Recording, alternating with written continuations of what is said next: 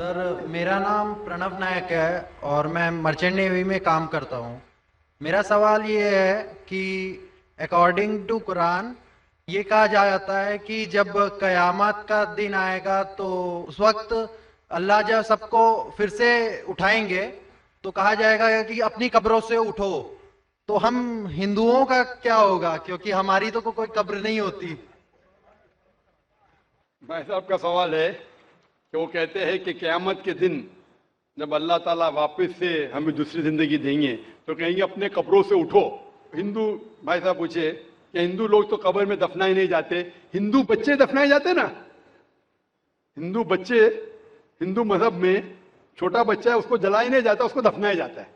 پھر بھی کئی مسلمان ہیں جو ڈوب کے مرتے ہیں، جو جل کے مرتے ہیں، ان کو بھی دفنایا نہیں جاتا ہے جن کی ہمیں ملتی نہیں. یہ جب اللہ تعالیٰ کہیں گے کہ پھر سے ہم زندگی دیں گے، ضروری نہیں کہ آپ قبر میں سے لے آ جائیں گے.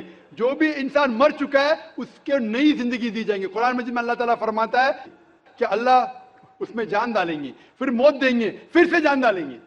تو اللہ جان ڈالیں گا، چاہے وہ قبر میں ہے، چاہے جلایا گیا ہے، چاہے ڈوب گیا ہے، جو بھی حالت میں ہے اللہ اس انسان میں پھر سے جان ڈالیں گے. اور اللہ تعالیٰ کو جان ڈالنا بہت آسان ہے، چاہے آپ دفنائے گئے ہیں یا چاہے جلا دیے گئے. اللہ تعالیٰ فرماتے جب غیر مسلم کے اعتراض کرتے اللہ سے اور اللہ سے پوچھتے ہیں کہ جب آپ دفنائے جائیں گے اور قیامت کے روز جب انسان اٹھائے جائیں گے تو اللہ تعالیٰ ان کو ہڈیاں کو کیسے جوڑیں گا؟ جیسے آپ پوچھ رہے ہیں نا، اللہ تعالیٰ جو قبر میں ان کو اٹھائیں گا، ہم قبر تو نہیں گئے. تو لوگ پوچھتے ہیں، قرآن مجید میں کا ذکر ہے سورہ قیام میں سورہ نمبر 75 آیت نمبر 3-4 میں کہ اللہ تعالیٰ ہڈیاں کو کیسے جوڑے گا؟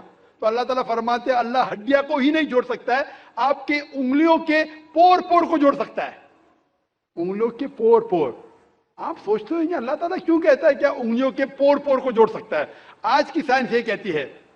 سر فرانسس گولڈن ایک سائنٹسٹ ہے جو سن 1880 میں ایک ڈسکوری کیے کہ فنگر پرنٹنگ میتھڈ کہ دو انسان کروڑوں لوگوں میں بھی ان کے فنگر پرنٹ یکساں نہیں ہو سکتے. تو اللہ تعالیٰ فرماتے ہڈیوں کو تو چھوڑو، میں آپ کے انگلیوں کے پور پور کو اکٹھا کر سکتا ہوں اور ہو بہو ویسے پیدا کر سکتا ہوں. تو اللہ کے لیے پھر سے جان ڈالنا بہت آسان ہے، چاہے وہ انسان دفنایا گیا ہے یا جلایا دیا گیا ہے یا ڈوب کے مرا ہے. اللہ کو پھر سے جان ڈالنے میں، چاہے وہ مسلمان مرا یا ہندو مرا یا عیسائی مرا، اللہ کو جان ڈالنے میں بہت آسان ہے، کن فیکن.